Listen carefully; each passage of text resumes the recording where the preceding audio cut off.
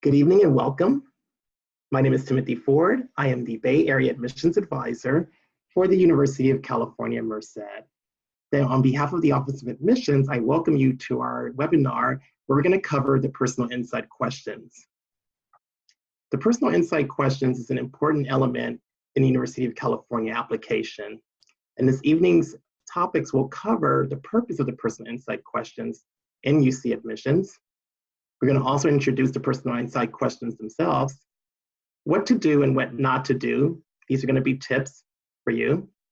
And then also important dates that you wish to be considered for applying to the University of California.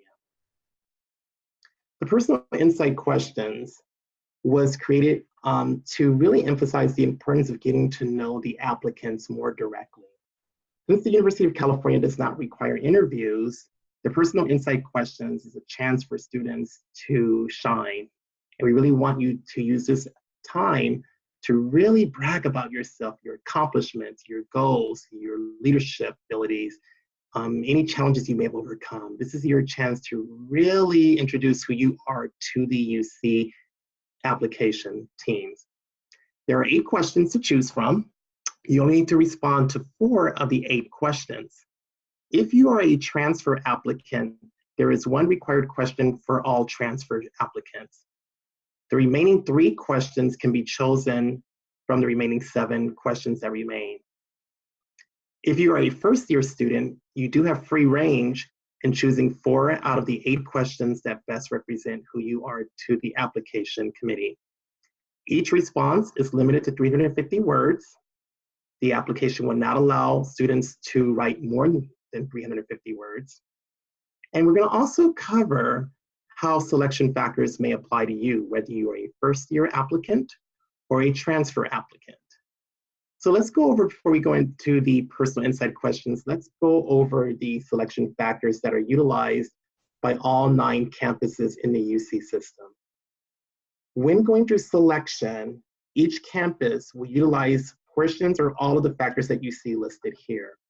This is going above and beyond the minimum eligibility requirements.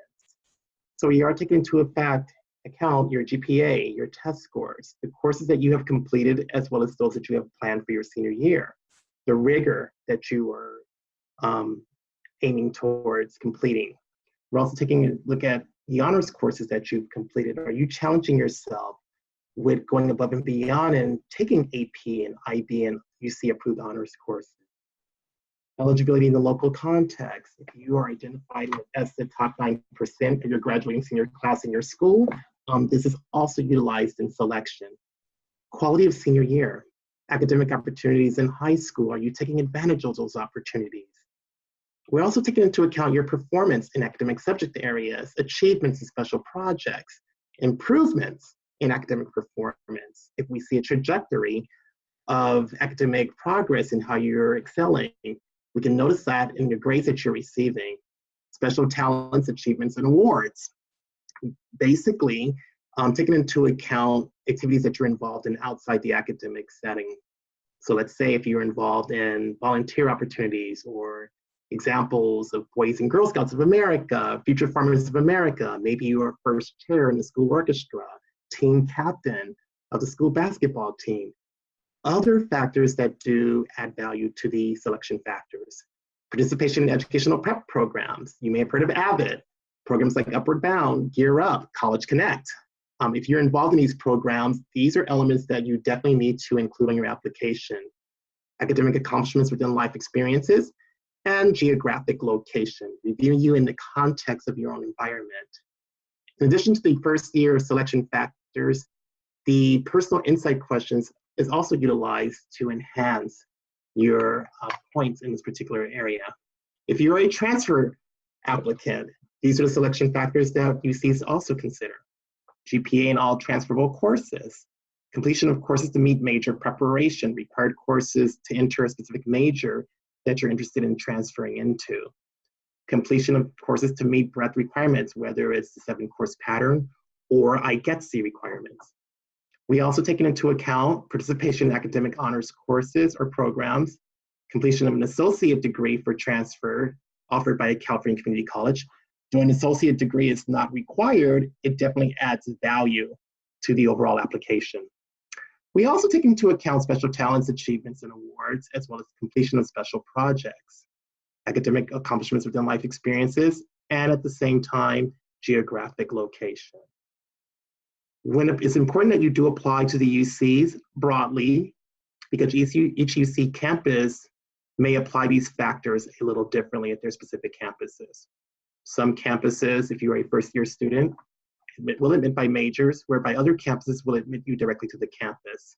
So again, it is important that you do apply broadly. In addition to the factors that we just covered for both first-year and transfer students, the personal insight questions is going to also be utilized in selection. We will use the personal insight questions to benefit the students. So again, this is a chance for us to really get to know who you are. Provides admission readers with information that may not be evident in other parts of the application. Can be used to also refer students for specific scholarships and special programs, whether it's an honors program at a specific campus. We do not conduct interviews, so once again, the personal insight questions will serve as an interview on paper. Again, this is a chance for you to really lay it out in terms of who you are to the application reader. It also allows you to add clarity, depth, and context to other parts of the application. So let's go through the questions so that you are aware of what's being asked of you. If you are a transfer applicant, again, this is a required question that all transfer applicants must respond to. Please describe how you have prepared for your intended major, including your readiness to succeed in your upper division courses once you enroll at the university. So this can be pretty much an outline of why it is you're seeking a specific major, but how have you prepared for that major? Whether it's the courses that you selected, what you have done to get into those courses at your specific community college or for your institution as well, and steps that that particular course or those courses are preparing you for to enter into our majors at our campus. That is a required question for all. And then the remaining 7 questions, you have a selection to choose 3 out of the following. Word of advice is to always choose the ones that best represent who you are. All questions are valued and weighed equally. There are no hierarchy in terms of which questions are more important than others. They're all carried the same weight. So if you wish to emphasize leadership experiences, question 1 might be a great selection for you. If you want to talk about your creative side and how you've expressed that creative side in solving problems, or for example, or just whether it's original and innovative thinking, or artistically, to name a few, choose this question to give us a glimpse into your life and your world. Many students will also want to talk about their greatest talents or skills. How have you developed and demonstrated that talent over time? Describe how you have taken advantage of a significant educational opportunity or worked to overcome an educational barrier you have faced. So again, if this applies to you, by all means, select this question. Describe the most significant challenge you have faced and the steps you have taken to overcome this challenge. Try not to dwell too much on the problem itself, but at the same time, talk about how you overcame it, a particular problem or challenge. If you are interested in talking about an academic subject area that inspires you, and describe how you have furthered this interest inside and or outside the classroom, by all means, select question number 6. And then question number 7 and 8 are other options for you. So once again, choose the 3 questions that best represent who you are to the application reader, in addition to the 1 required question that you are asked to respond to as the transfer applicant. If you are a first-year student, once again, you get to select 4 of 8 questions that apply to you. Additional comments. Use the additional comments box for clarification on important details. Word of advice in this particular area is to give us new compelling information that was not already covered earlier on, whether it was not covered on the application itself or in the personal insight questions. If you wish to include additional names, visa issues, additional explanation about your academic history, this is the space to do so. Describe anything else that you have not had the opportunity to include elsewhere in your application. And you're able to do so with a limit of about 550 words. One of the rules in this particular area is that you are not allowed to attempt to respond to a fifth personal insight question. Again, this is additional information that was not covered earlier in the application. It is not an opportunity for you to attempt to respond to a fifth personal insight question. It will not be utilized if you attempt to do so. So stay clear of doing so. All right, now we're going to go over tips. What to do and what not to do when responding to the personal insight questions. Avoid quotations or dialogue, cliches, generalizations, creative writing. Again, these are personal insight questions. What do you do with questions? You answer them. Picture yourself in an interview setting. If you were asked a question pertaining to why you are interested in pursuing a particular job position, you're probably not going to respond in the manner as follows. Well, when I woke up this morning and the sun rays beamed across my forehead and the sound of birds came tripping away like a cacophony of symphony dwelling inside my soul, you're going to answer the responses more directly. You're going to get straight to the point. You're going to be clear and concise, but you're going to respond to their questions directly. Because keep in mind, once again, you're limited to 350 words maximum per response. So you really don't have any time to really be creative with this. It's just about getting straight to the point. So no flowery or excessive language, no repetition, and no inappropriate humor. Again, it's not about how poetic you are, it's about who you are. So maintain that understanding when responding to your personal insight questions. What we do want to see is we want to make sure you do answer the questions directly. We want you to be honest and confident. Again, this is who you are and how you're presenting yourself to the application reader. Be clear, focused, organized, and specific. Proofread your responses. Get feedback from counselors, teachers, friends, and family. Although this is not a personal statement or essay, we are looking at grammar and punctuation. Failure to display appropriate grammar or punctuations does distract. And it takes away from the flow of your responses. So do make sure you are proofreading your personal insight responses. Believe in yourself and tell your story. Again, I cannot reiterate this enough. This is about who you are, and we really want to get to know and get a feel for the applicant that we're actually responding to and reading. Keep your responses also about you. Many times, students wish to go off on tangents and talk about role models, such as their parents or grandparents, almost to the degree that we really get to know more about them than we do you. We want to admit you, not your parent, not your grandparents. So bring it always back to who you are in the context of the personal insight questions, responses that you are considering. And now just for some final timelines and dates to consider, applying for admission.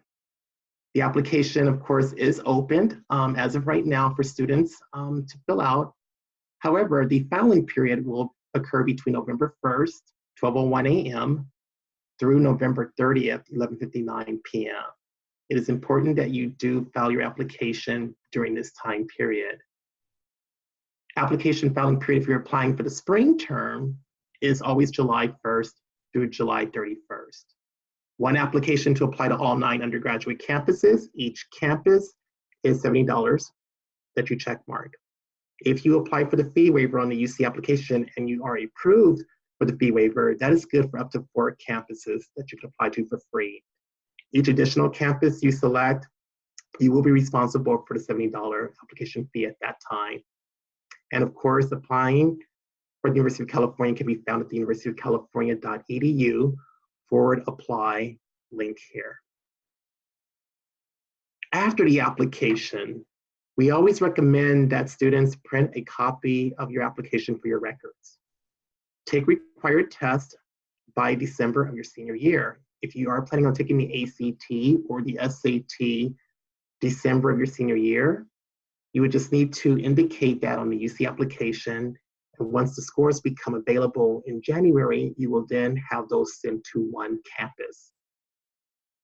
Research and apply for scholarships. Apply for financial aid by March 2nd.